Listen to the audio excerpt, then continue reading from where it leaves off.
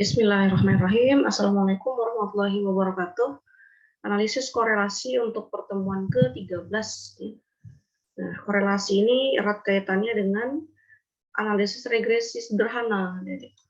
Ya, kalau yang berganda kan variabel bebasnya kan lebih dari satu ya. Ada juga nanti untuk korelasi untuk regresi berganda. Nah, karena dari variabel bebas yang dua itu X1, X2 bisa dibuat korelasi lagi. Kemudian dari X1 ke Y juga bisa dibuat korelasi. Kemudian dari X2 ke Y juga bisa dibuat korelasi. Jadi yang lebih awal kita pelajari dulu adalah yang analisis regresi, analisis korelasi untuk regresi sederhana. Ya. Hubungan antar dua variabel, yaitu variabel bebas X sama variabel terikat Y. Definisi di sini adalah korelasi suatu alat analisis yang dipergunakan untuk mencari hubungan antara variabel independen atau variabel bebas dengan variabel dependen ya, dependen atau tak bebas. Dependent di sini, dependent.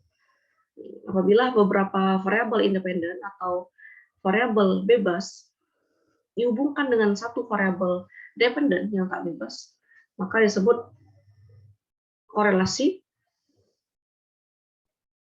berganda ya, berganda. Kemudian apabila satu variabel independen atau variabel bebas berhubungan dengan satu variabel dependen tak bebas, disebut korelasi parsial. Satu variabel dependen di sini berganda ini lebih dari satu ya harusnya, Dedek. Salah ketik, harus tambahin saja ya. Dengan lebih dari satu variabel ya, saya tambahin saja. Sebenarnya dua-duanya juga lebih dari satu, Dedek. Kenapa? Nah, di parsial ini juga nanti bisa dipartisi ya, mana yang korelasi yang akan dikerjakan terlebih dahulu ya. Sama-sama lebih dari satu ini ya.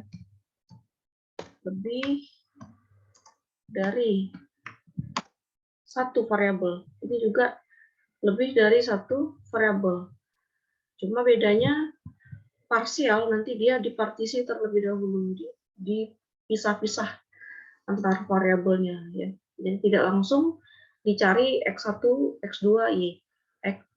Kemudian kalau parsial kan X1, Y, X2, Y. Kalau berganda langsung X1, X2, Y. Seperti itu. Nah, tentu saja rumusnya nanti berbeda. Hubungan antara dua variabel dapat karena hanya kebetulan saja, dapat juga memang merupakan hubungan sebab akibat. Dua variabel berkorelasi apabila perubahan yang lain secara teratur dengan arah yang sama atau arah yang berlawanan. Ini mirip kayak pertemuan minggu lalu ya, Dedek. Kan ada itu scatter plot, ya kan?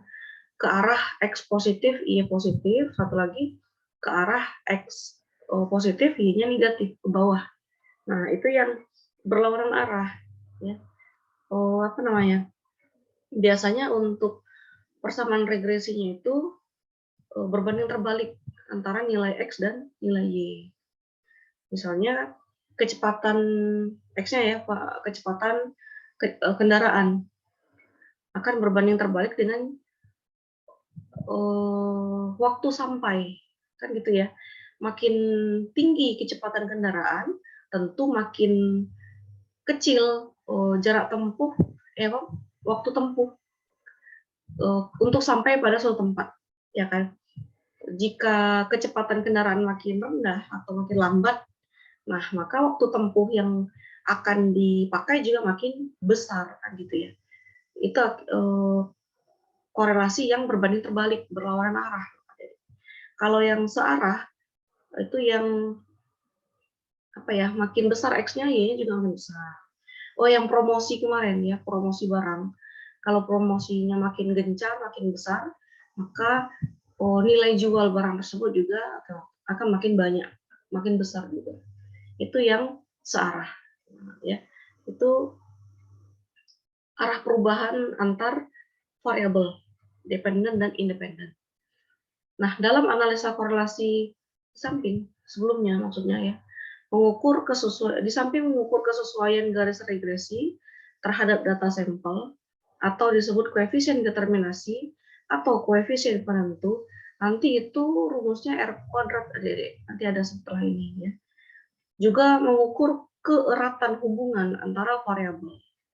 Disebutlah koefisien korelasi atau koefisien determinasi atau koefisien penentu. Ya, sama aja.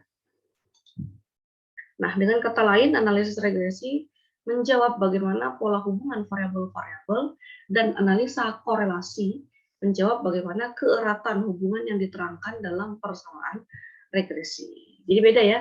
Kalau analisis regresi kita pola hubungan antar variabel tadi, variabel bebas X dengan variabel terikat Y, sedangkan untuk analisis korelasi, keeratan hubungan yang diterangkan dalam persamaan sebelumnya, dalam persamaan regresi yang diperoleh sebelumnya. Kedua analisis yang ini biasanya dipakai bersama-sama.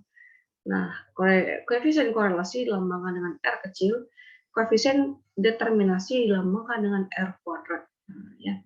Ini rumusnya ada. Nah, harga R atau nilai R bergerak antara min 1 sampai positif 1. Jadi ke arah negatif juga makin kuat, tapi negatif yang kuat ya. Antara 0 ke 0,5 minus itu negatif yang lemah, antara min 0,5 ke min 1 negatif kuat. Nah, ke arah positif 1 juga positif kuat. Sedangkan dari 0 ke positif 0,5 itu positif lemah ya. Ini korelasi yang positif atau searah, ini korelasi yang negatif atau berlawanan arah. Dalam persamaan regresi juga akan berbeda, Dede. Cerita di soal juga akan berbeda ya. Kalau yang berlawanan arah kayak tadi, makin besar X-nya, Y-nya makin kecil malah. Atau X-nya makin kecil, Y-nya makin besar. Nah, sedangkan untuk yang positif, searah ya. Sama-sama bertambah dan sama-sama berkurang. Ini ada rumus koefisien korelasi Range-Spearman.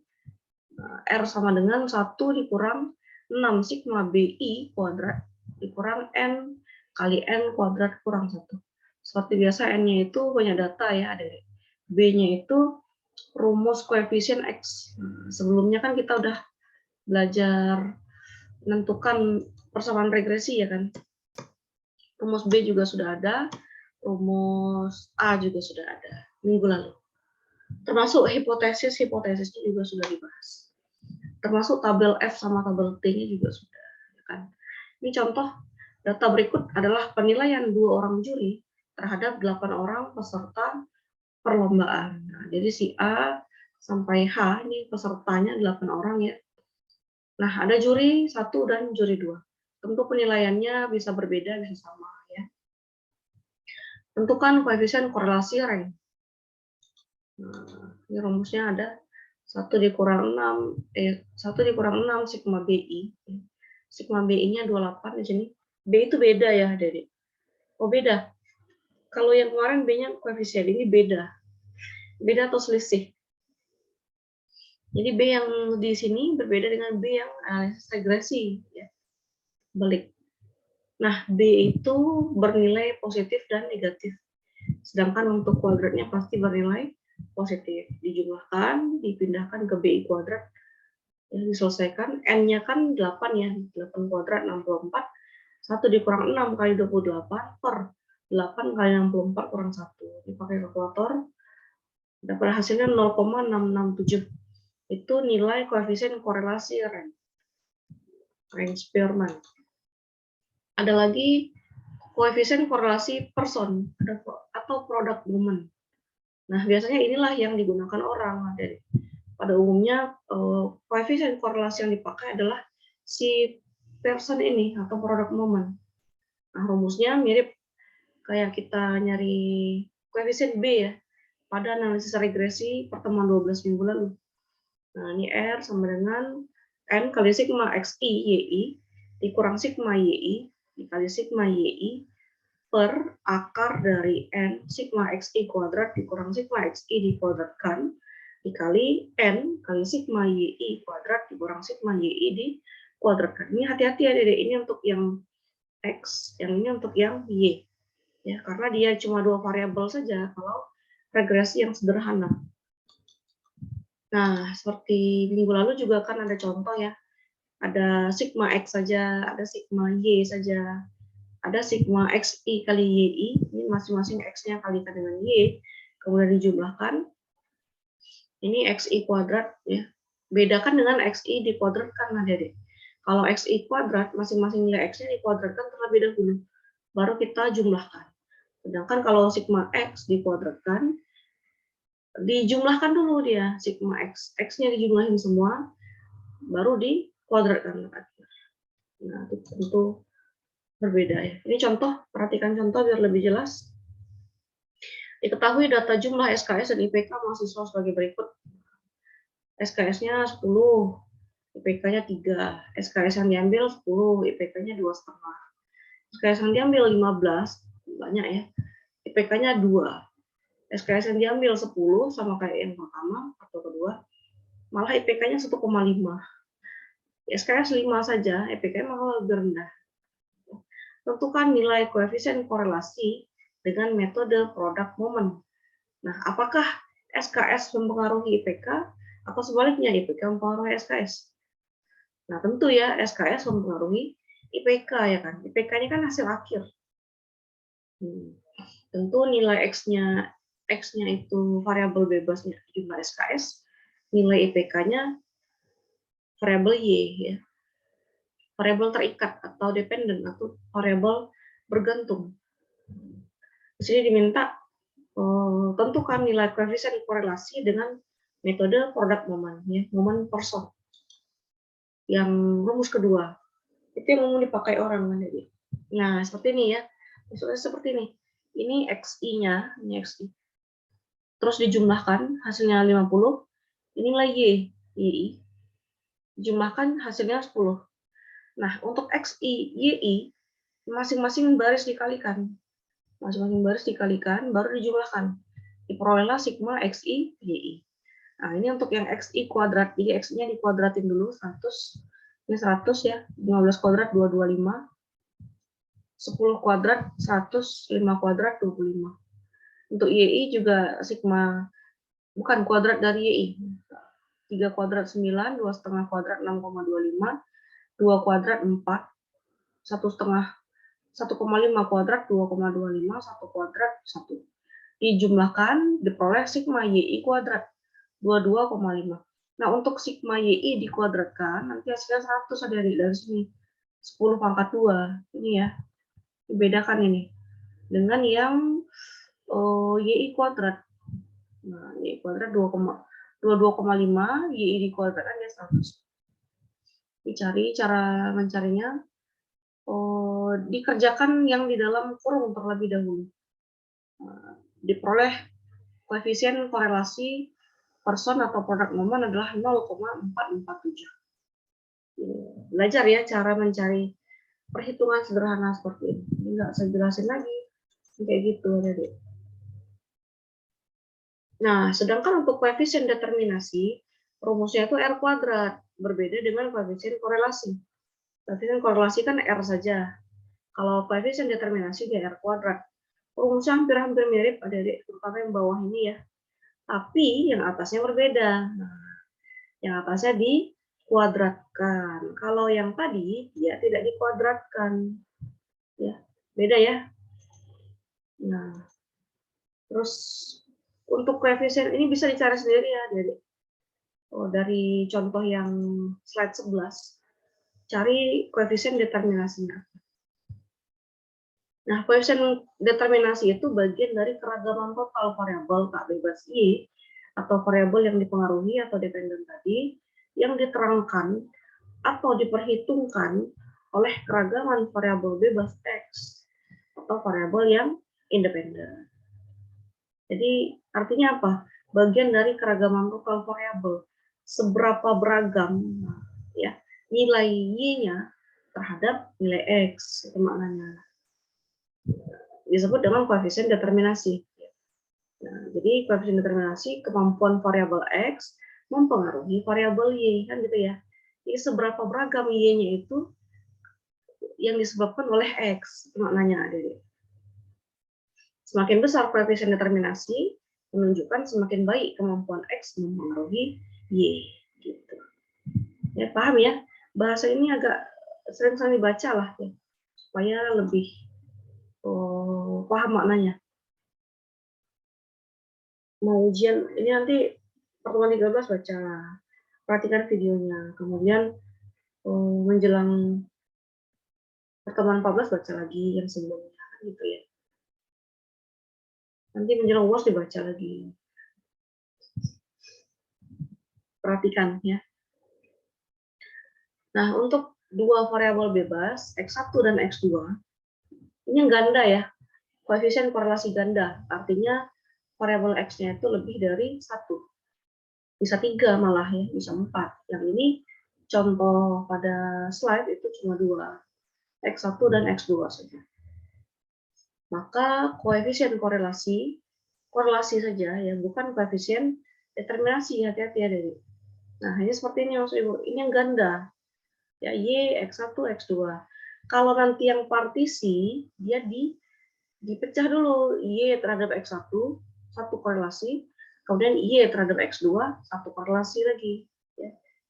Namanya koefisien korelasi partisi.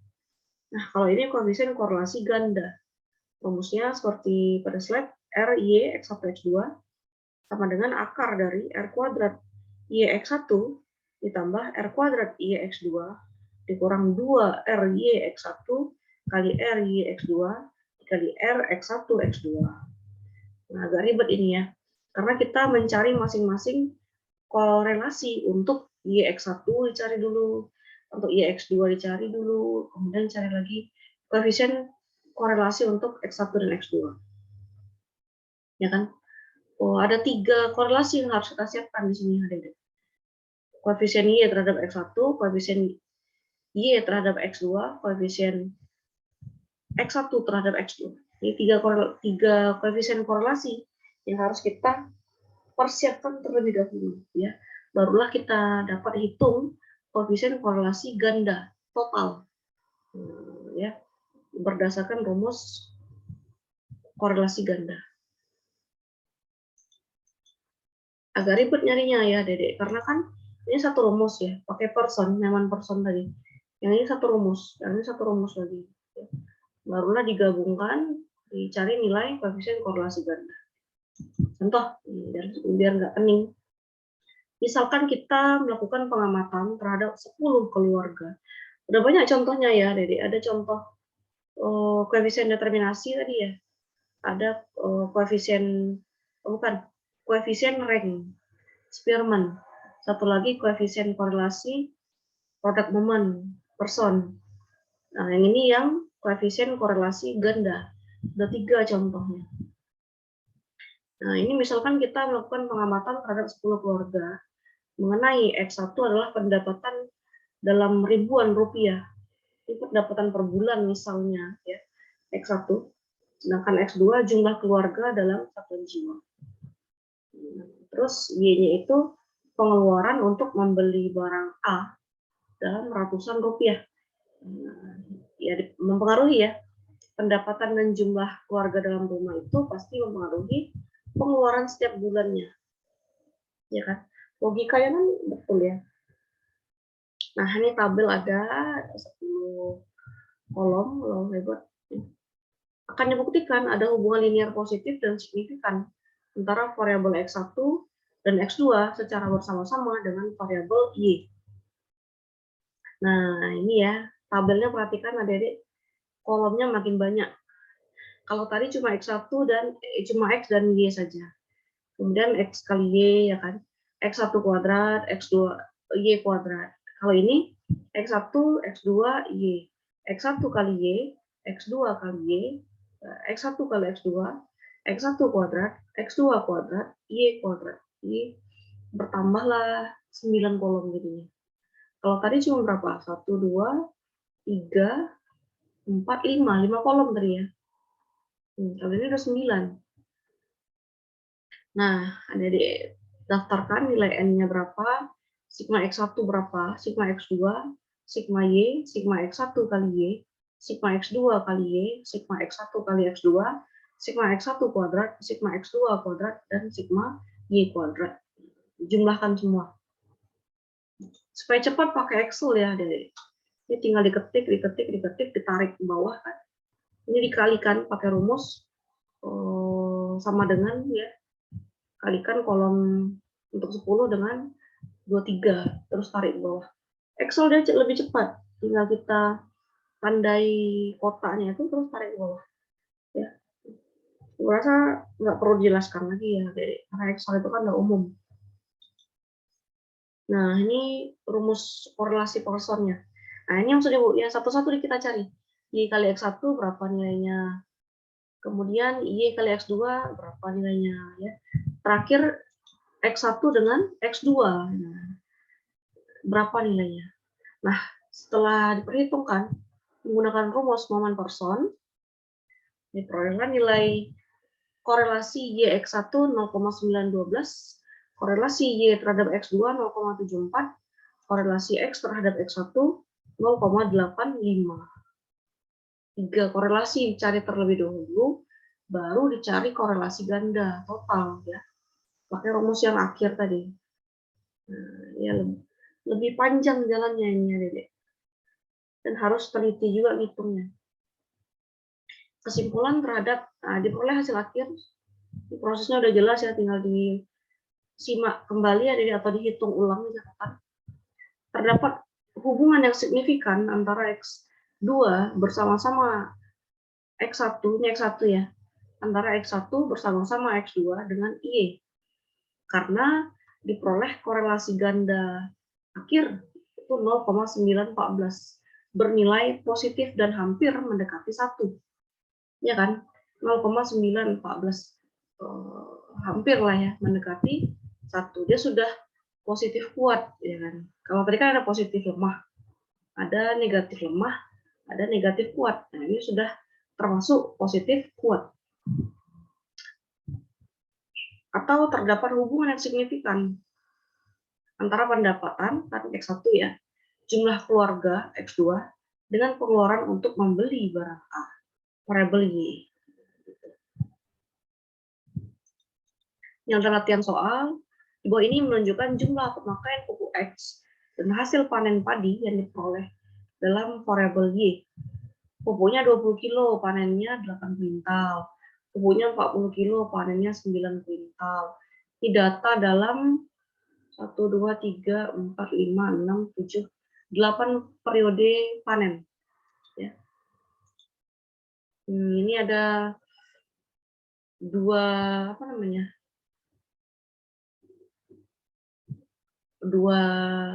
variabel X ya kalau dikatakan. Ini bisa pakai koefisien rank ya, koefisien rank Spearman.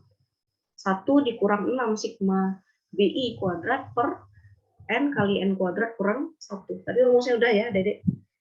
Ini boleh dikerjakan. Yang terakhir, tabel menunjukkan berat badan, tinggi badan, dan umur sampel random 12 anak laki-laki. Berat badan diukur dalam pound, tinggi badan diukur dalam inci, dan umur diukur dalam tahun. Ini menggunakan koefisien korelasi total ya atau ganda. Nah, yang parsial tadi yang seperti ini. Ini parsial ya. Y ke X1, Y ke X2, kemudian X1 ke X2. Ini parsial namanya. Totalnya yang ini, yang ganda ini. Paham ya? Nah, nomor 1 pakai metode product moment atau person ya. Nomor 2 pakai rank Spearman. Yang ketiga pakai koefisien korelasi ganda. Silakan dikerjakan untuk latihan ya. Ini boleh kalau ada yang mengerjakan saya buat nilai bonus lah. Jadi videonya disimak. Untuk pertanyaan silahkan lanjut di forum diskusi. Saya akhiri, assalamualaikum warahmatullahi wabarakatuh.